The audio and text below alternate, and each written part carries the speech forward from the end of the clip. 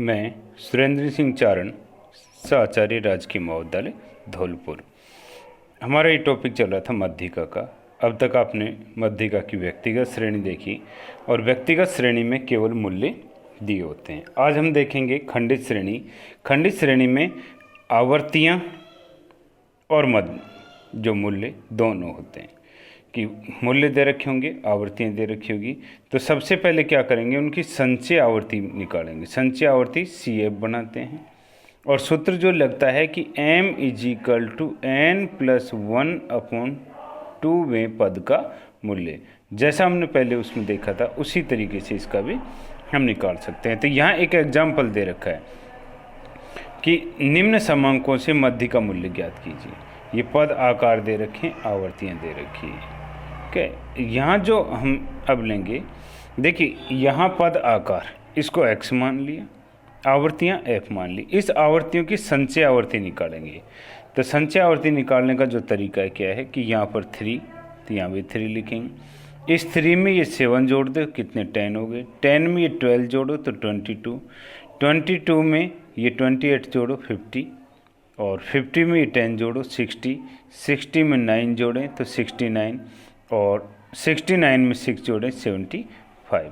तो ये इस तरीके से हम संचय आवर्ती निकालेंगे। और फिर हमारे पास सूत्र लगाएंगे वही m = n+1/2। तो यहाँ n+1/2 निकाला, तो यहाँ 75 + 1/2। तो यहाँ 76 इसमें 2 से डिवाइड किया तो यहाँ 38 आ जाएगा। यहाँ देंगे 38, सर्वप्रथम की संचय आवर्ती में आया 15। ठीक इसके सामने का मूल्य 14 मध्य का मूल्य होगा।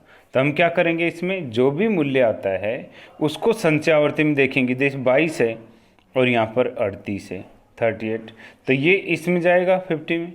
तो 50 सर्वप्रथम किस में शामिल हुआ, 50 में। तो ठीक इसके सामने का जो मूल्य आएगा वही हमारा मध्य का मूल्य कहलाता है। ऐसे ही दूसरा एग्जाम्पल दे रखा है हमारे पास।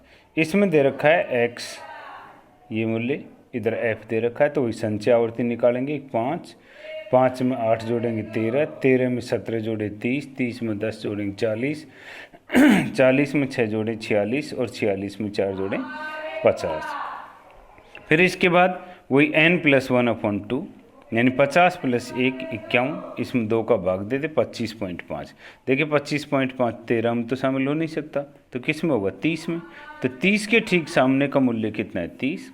अतः मध्य का मूल्य हमारा 30 होगा। तो ये थी हमारे पास जो ये है खंडित श्रेणी। अब देखेंगे हम अखंडित श्रेणी, मध्य का मूल्य का निर्धारण अखंडित श्रेणी। देखिए अखंडित श्रेणी में वर्ग दिए होंगे और आवर्तियाँ दे रखी होगी। तो सर्वप्रथम हम संचय आवर्ती ज्ञात करते हैं। और यहाँ सूत्र जो है, देखिए अब तक जो व्यक्तिगत और खंडित में हमने क्या सूत्र देखा, n+1/2, लेकिन यहाँ पर चेंज हो जाएगा। यहाँ केवल लिखेंगे अखंडित में n/2 सूत्र का प्रयोग करेंगे। तो m = size of n/2 item, और यह कहें n/2वें पद का मूल्य।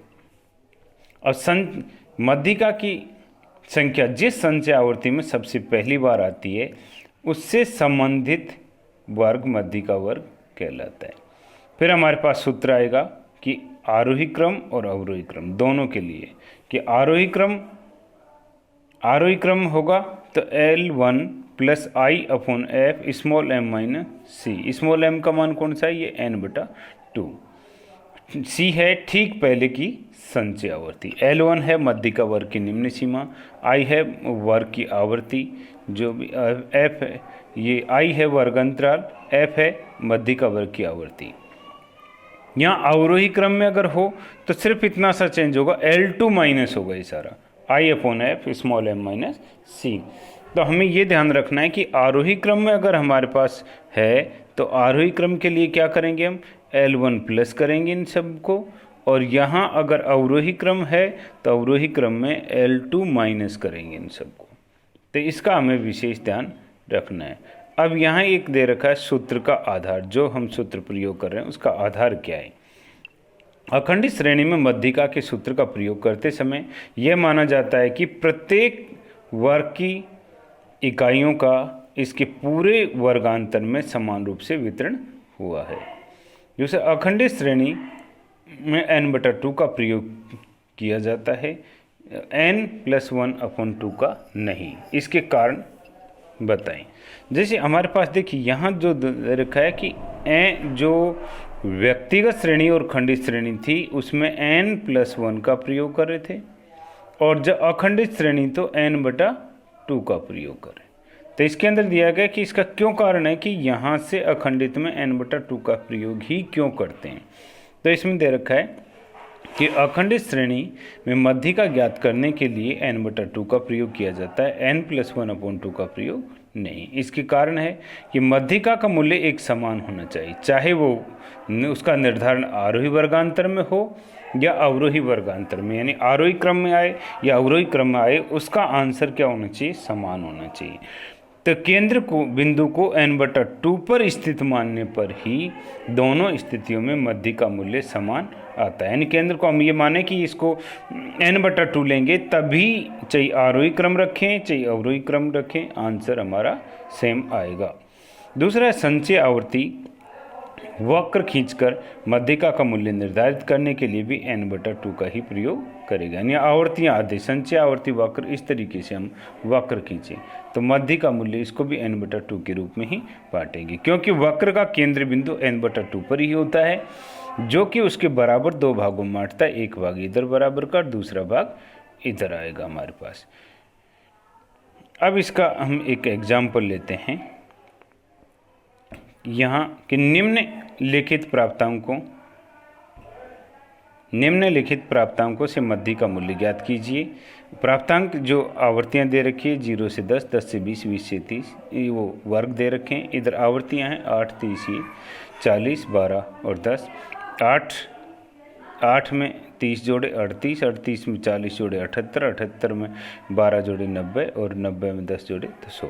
वो n/2 स्मॉल m का मान ज्ञात करेंगे। क्या n/2 n 50वें पद का 50वें पद किस में शामिल हुआ है, 78 में।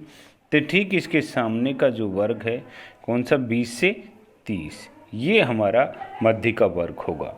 और निम्न सूत्र की सहायता से मध्य का मूल्य ज्ञात किया जाएगा। तो यहाँ सूत्र है L1 + I/f small m - c।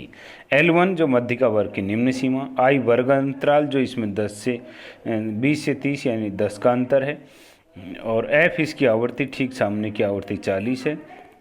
Small m का मान जो n/2 का मान आता है वो है मान स्मॉल m का, और c संचय आवर्ती ठीक पहले की संचय आवर्ती। सी का मतलब है कि मध्य का वर्ग से ठीक पहले की संचय आवर्ती। इनको हम इसे रख लेंगे 20 + 10/40 और 50 - 38। यहाँ 12 इसको इंटू किया तो 120, इसमें डिवाइड किया तो 3, तो 20 + 3।